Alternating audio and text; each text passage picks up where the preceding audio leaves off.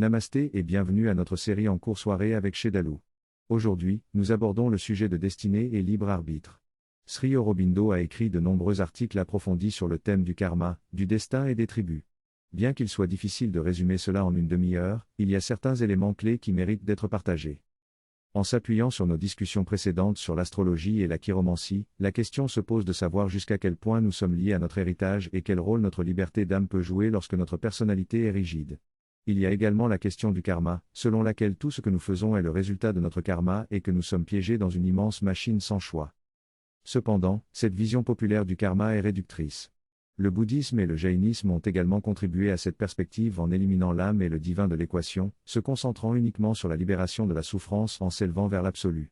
Cette approche réduit la réalité divine à une machine complexe et ordonnée, mais qui nous emprisonne. Dans la tradition jaïniste, cette vision est poussée à l'extrême avec des calculs mathématiques du quantum de karma produit par une action particulière. L'idée pervertie qui en découle est que plus nous souffrons, plus nous sommes bons, car nous brûlons notre ancien karma à travers la souffrance. Sri Aurobindo remet en question cette vision pessimiste du karma en soulignant que si elle est approfondie, elle reste limitée. Il explique qu'il existe un vaste réseau de karma au niveau physique, mental et spirituel, mais qu'il ne s'agit pas d'une prison dont nous ne pouvons pas échapper. Il nous encourage à développer notre liberté d'âme en prenant conscience de nos actions et en choisissant d'agir de manière positive pour neutraliser les karmas négatifs. En somme, il est essentiel de comprendre que notre destinée n'est pas simplement prédéterminée par notre karma, mais qu'elle peut également être influencée par notre libre arbitre et notre capacité à choisir notre propre chemin dans la vie. Selon cette synthèse, le concept de karma est vu à différents niveaux. Au niveau physique, il repose sur les lois de la physique, avec des mouvements et des flux d'énergie. Cependant, au niveau moral et psychologique, le karma est considéré comme indépendant des processus physiques. Le karma est décrit comme une énergie sous-jacente qui se manifeste à travers les mouvements et les flux d'énergie. Il existe également une notion de liberté partielle au niveau de la pensée, mais cette liberté est limitée par notre ignorance. La vraie liberté vient lorsqu'on dépasse l'esprit et qu'on se connecte à la cause de tout cela. Le karma est donc vu comme une façon pour la volonté cosmique de se manifester à travers les êtres humains et de s'exprimer directement, au lieu de travailler de manière indirecte à travers les processus physiques. Le karma est également lié à l'idée et à l'âme, qui sont considérés comme les piliers qui soutiennent le flux d'énergie karmique. Selon le texte, il y a 4 piliers pour une connaissance complète du karma: l'énergie, le mouvement, le pouvoir et la conscience. Le texte explique que notre esprit conscient et notre volonté individuelle sont des outils pour la volonté cosmique qui souhaite se développer. Nous sommes influencés par nos tendances héréditaires, notre éducation environnementale, nos habitudes et nos désirs. Malgré cette influence, nous avons une certaine liberté relative et nous agissons selon la volonté cosmique. Cette volonté cosmique se manifeste à travers de nombreux individus qui contribuent à un mouvement collectif. Par exemple, on peut observer une prise de conscience croissante de l'alimentation saine dans la société. Ce mouvement collectif est le résultat d'une contribution individuelle de chacun en fonction de leur propre motivation. Le texte souligne également que notre vrai être est l'âme, qui est une part de l'âme universelle. Cette compréhension de notre unité avec l'univers est essentielle pour comprendre la véritable nature du karma. Dans ce passage, on parle du jeu de la vie et du but cosmique qui est également notre but. La volonté de l'âme, qui est également la volonté cosmique, agit avec liberté mais sans entrer en conflit. Notre volonté consciente, limitée et superficielle, doit s'aligner sur la volonté véritable de l'âme pour que celle-ci puisse s'exercer pleinement dans nos actions quotidiennes. On remarque également que nos actions passées créent des répercussions qui nous aident dans nos décisions présentes. Ainsi, nous sommes tous connectés et nous nous aidons mutuellement à réaliser notre volonté. Le satsang, ou la réunion spirituelle, est important car il nous rappelle que nous ne sommes pas seuls dans notre cheminement et que les voyages des autres sont aussi importants que le nôtre. Lorsque nous prenons conscience de cette vérité, nous pouvons avoir une relation plus harmonieuse avec les autres et créer une communauté divine où nous nous nourrissons mutuellement. Cette communauté permet de partager nos aspirations communes et de surmonter les difficultés individuelles. Il est recommandé de se réunir régulièrement dans l'esprit de cette aspiration commune, peu importe l'activité spécifique, tant que celle-ci aide à renforcer notre connexion spirituelle. Selon cette discussion, il est possible de rendre les cellules plus conscientes et de les transformer en y infusant une aspiration spirituelle. C'est ce que la mère a fait dans son corps, amenant les cellules à développer une individualité et une conscience collective plus évoluée.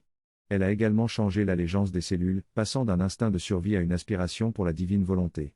Cela a été réalisé grâce à une concentration intense dans les années 60. Les résultats ont été nombreux, les cellules dans son corps ont réellement NIG. Maintenant, il est possible d'imprimer cette transformation dans d'autres individus, tout comme l'impression de la conscience et de la compétence de Mozart dans ses mains.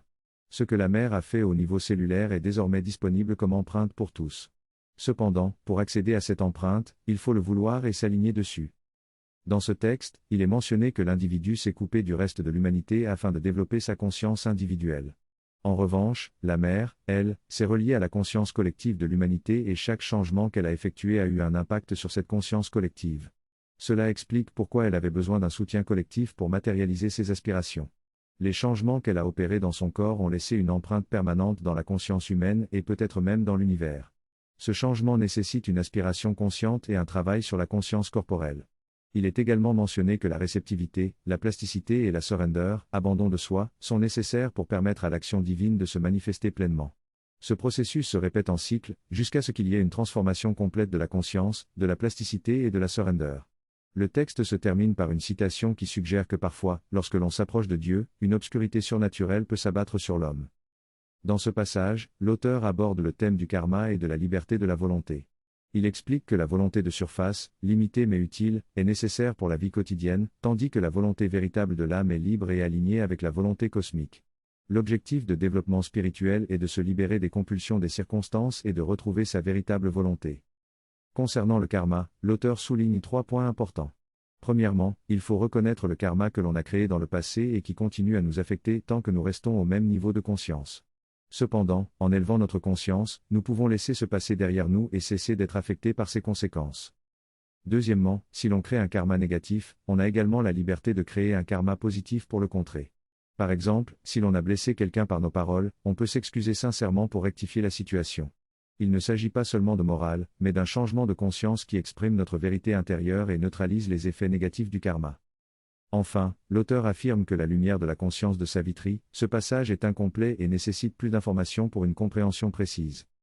En résumé, l'auteur explique que nous pouvons influencer notre karma en élevant notre niveau de conscience, en exprimant notre vérité intérieure et en prenant des actions positives pour contrer les effets négatifs du karma. Dans ces extraits, il est expliqué comment la prière peut être un moyen de connexion avec une force transcendante. La prière est considérée comme la manière la plus directe de demander de l'aide à la conscience divine afin de changer une situation ou résoudre un problème. L'invocation de la prière crée un lien entre notre action et l'intervention divine, ce qui peut entraîner des changements miraculeux. Cependant, il est important de ne pas être passif et de jouer également notre rôle dans la résolution du problème. La grâce divine peut intervenir pour changer les choses et influencer le résultat de manière positive. Il est également souligné que le karma n'a pas à être une préoccupation constante, car la grâce divine peut agir quotidiennement pour transformer les situations et neutraliser les obstacles à notre croissance. Il est suggéré de prendre chaque jour comme il vient, en s'alignant consciemment avec la prière et en ayant confiance en la grâce divine. Ainsi, il est possible de vivre de miracle en miracle. Finalement, il est rappelé que notre destin est en partie influencé par notre âme et que notre liberté réside dans notre capacité à éveiller notre propre liberté et à laisser celle-ci agir dans notre vie.